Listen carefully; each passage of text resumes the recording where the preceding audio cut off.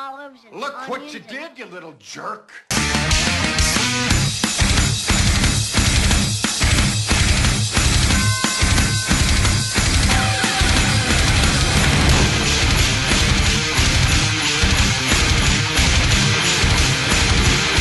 Oh, hi! A completely uninspired and already treaded top 10 list of the best Christmas movies of all time.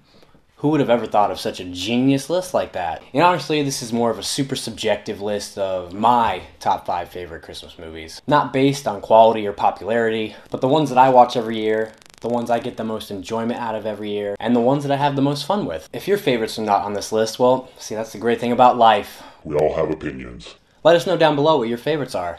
Let's have a chat. Let's talk about them. Let's talk about your favorites as well. Without further ado, put that cookie down now!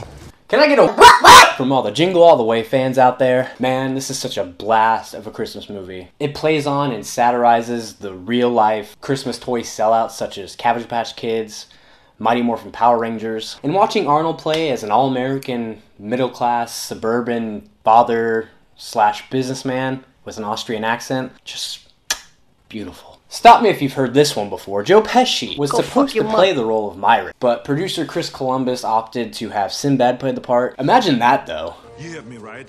Con men, thieves, degenerates. And a lot of Myron's lines were improvised with Schwartzy improvising lines right back to him. And you can't talk about Jingle All the Way without mentioning Phil Hartman and his unbearably obnoxious character of Ted. Oh, these cookies! I gotta get the recipe from Les. Wait. Holy shit! While researching this, I found out that Phil Hartman actually helped with the development of the character of Pee Wee Herman, as well as co-wrote Pee-wee's Big Adventure. Love that movie. Jingle is a mindlessly good time, and fuck Jamie for giving up that Turbo Man doll after all that Arnold went through. Oh boy, the great drug smuggler Tim Allen. The Santa Claus is a magical and highly entertaining film about the little-known fictional world of the North Pole and how one becomes Santa, the murderous way To become Santa Claus. I think what I enjoy most about this film is the world it creates and the explanations it gives for certain things, such as how Santa delivers toys to kids without chimneys. It's a film you leave all logic behind, you embrace the magic of it, and remember the days of when you believed in Santa. That got way too deep and emotional. Crazy to think that both these films so far were massive box office hits. And enjoy this deleted scene that I found that I never knew existed. Here's Neil's mom's number in case. 1-800-SPANK-ME. I know that number. They took that scene out of the film because a boy from Washington called that number and racked up a $400 phone bill. Thanks a lot, Timmy. You knew this was gonna be on my list.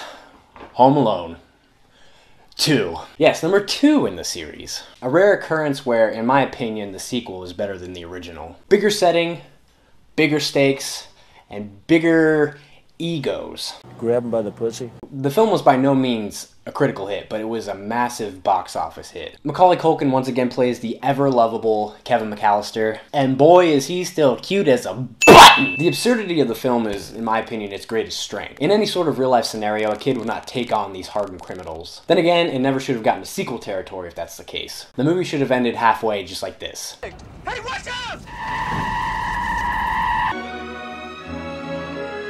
But without Daniel Stern and Joe Pesci's bumbling, idiotic characters and their performances, the film would not have been as entertaining as it was. Speaking of characters, we can't go without mentioning Tim Curry and his fantastic performance as not only everything he does, as Hector the concierge. Let's also not look over the fact that Home Alone 2 is just a big, giant commercial. Before we get back to your screening of Home Alone 2 Lost in New York, remember for your next flight, take American Airlines. We'll get you there without throwing you off the plane. Have a complimentary Coke on us. Delicious. 24 Hours of a Christmas Story, starting Christmas Eve at 8 on TBS. Very funny.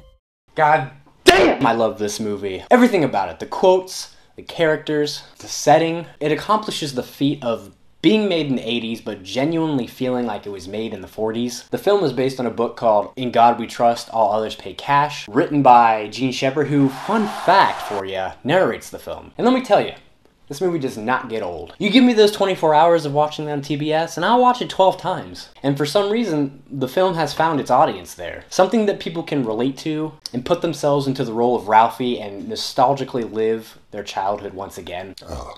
Get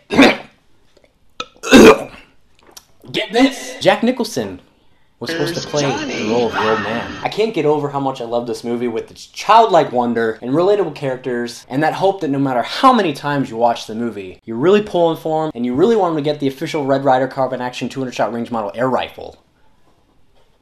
Fuck. This film does things to me. I've said it once and I'll say it twice. James Stewart is a national treasure. Not only is this my favorite Christmas movie of all time, but it's one of my favorite movies of all time. The pure emotional weight of George Bailey's struggles and the ensuing metaphoric epiphany that occurs are too much for emotions to handle. I love the performances, the direction, and that ending gets me every time. It's also the most critically accepted of all the films on here, often being considered one of the best films ever, and also being nominated for 5 Oscars. But at the same time, it also lost $500,000 at the box office. Oddly enough, there was a colorized version that was released in 2007. While it's cool, it doesn't feel right to watch it in that way. As with other films, a part was almost not played in this.